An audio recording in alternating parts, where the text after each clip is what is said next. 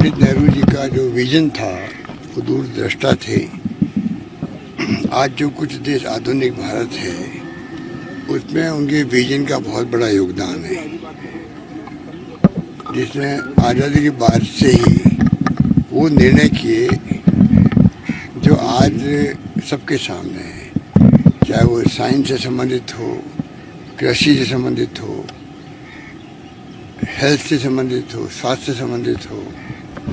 हर क्षेत्र में उन्होंने बड़े बड़े बांध, बड़े बड़े कल कारखाने, बड़े बड़े साइंटिफिक संस्थाएं बनाई, एम्स जैसी इंस्टीट्यूट बनाई, प्लानिंग कमीशन बनाया।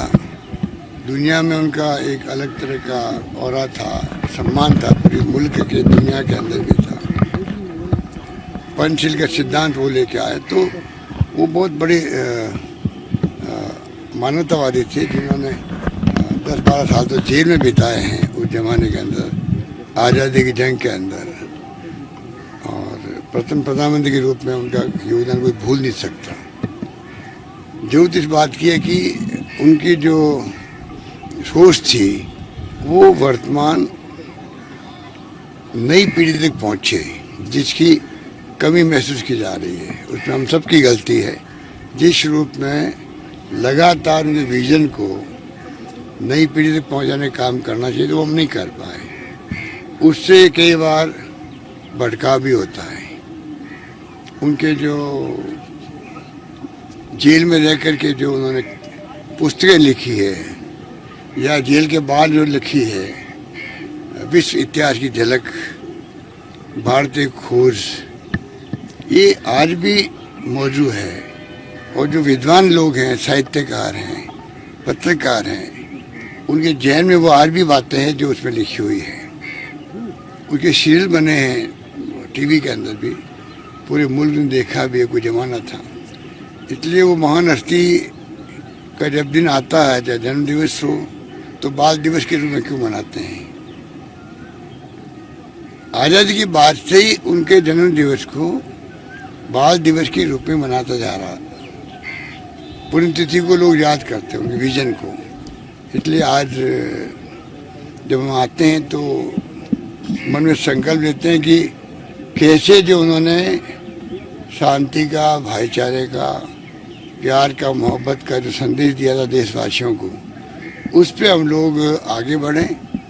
देश में, प्रदेश में सभी धर्म, सभी जाति, सभी वर्ग और सभी कार्यकर्ता, राजनीतिक हो, सामाजिक हो, सब मिलके प्यार से, भाईचारे से रहें और शांति कायम रहे, ये हमारा संकल्प होता है हमेशा। तो मौजूदा समय में आपका कहना है कि नेहरू के योगदान को भुलाया जा रहा है, जो उन्होंने भारत की निर्माण रखी थी, उसको भुलाया जा रहा है। ये जो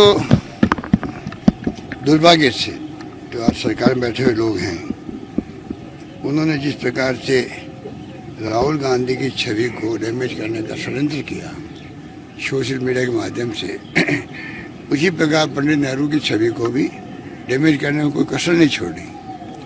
ऐसी हरकतों की हमने कल्पना ही नहीं की थी। इस मुल्क के सामने ऐसी शक्तियाँ भी आई कभी शासन के अंदर, जो इस तरह की हरकतें भी कर सकती है। कि सोशल मीडिया का उपयोग होना तो अलग बात है, ये सोशल मीडिया लेके ही राजीव गांधी जी आए थे।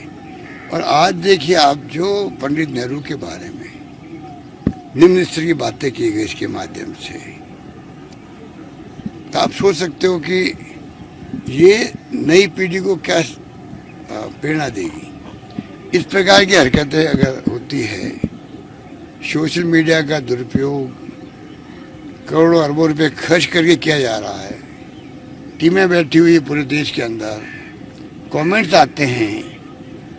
हम लोग कोई भी पोस्ट करेंगे तो ऐसे कमेंट आएंगे कि उनको पढ़ के भी क्या करें। कुछ पढ़ के अगर भला होता हो देश का, प्रदेश का, प्रदेशवासियों का, तो अच्छा लगता है अच्छे कमेंट के बारे में। तो इतने निम्न स्तर के कमेंट आते हैं और षड्यंत्र करके राहुल गांधी को भी और पंडित नेहरू को तो आप सबको मालूम है क्या क्या नहीं कहा उनके बारे में। इलाहाबाद का जो आनंद भवन है, वहाँ बैठ के गांधी जी और सब लोगों ने आंदोलन चलाया था देश का, फ्रीडम मूवमेंट का। मोतीलाल नेहरू का क्या बड़ा योगदान था उस जमाने में, जो सबसे बड़े वकील माने जाते थे देश के। क्या क्या उन्होंने नहीं किया, त्याग और बलिदान पूरे खानदान ने। अब उसके ऊपर अटैक हो रहा है। आप राजनीतिक अटैक करो, विचारधारा के आधार पर अटैक करो, हमें कोई दिक्कत नहीं है, वो तो करना पड़ता है हर एक को भी। परंतु आप व्यक्तिगत आक्षेप लगाओ, व्यक्तिगत जीवन के ऊपर अगर आप षड्यंत्र करके डैमेज करो, ये मैं समझता हूँ ये शोभा नहीं देता किसी भी पार्टी को, किसी भी नेता को, मेरा मानना है।